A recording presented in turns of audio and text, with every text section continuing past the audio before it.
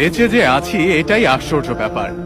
সকালে দাঁত মাজার জন্য টুথপেস্ট নিলাম, এর মধ্যে নাকি ক্যান্সারের উপাদান। নাস্তায় একটু পরোটা খেলাম, সেটাও আবার ভেজাল তেলে ভাজা। সুন্দর দেখে একটা কলা খেলাম, তাও আবার কার্বাইড দিয়ে পাকানো। চাঙা হওয়ার জন্য এক মগ কফি নিলাম, সেটাই নাকি কফির গুঁড়ো কম, তেঁতুল বীজের গুঁড়ো বেশি। কাঁচা বাজারে গেলাম টাটকা শাক সবজি কেনার জন্য, কিনবো কি, সব তো হাইব্রিড সার দিয়ে ফলানো।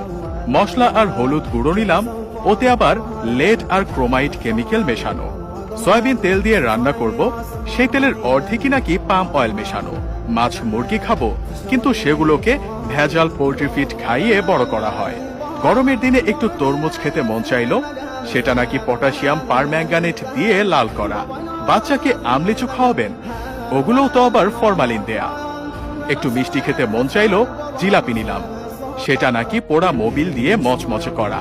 ইফতারে গলা ভেজাতে শরবত খাবো, তাতে মেশানো হয়েছে ক্ষতিকর রং আর কেমিক্যাল।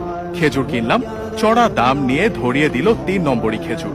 ইফতারে মজা করে মুড়ি মাখানো খাবো, সেই মুড়ি ইউরিয়া দিয়ে ফোলানো। সরিষার তেল দিয়ে মাখিয়ে খাবো ভেবেছিলাম, সেই তেলেও তো ভেজাল। সুন্দর দেখে বড় বড় পেঁয়াজও কিনেছিলাম, খেয়ে মনে হলো বড়া খাচ্ছি। আলুর চপে আলুর নামগন্ধ নেই, বেগুনিতে বেগুন খুঁজে পেলাম না।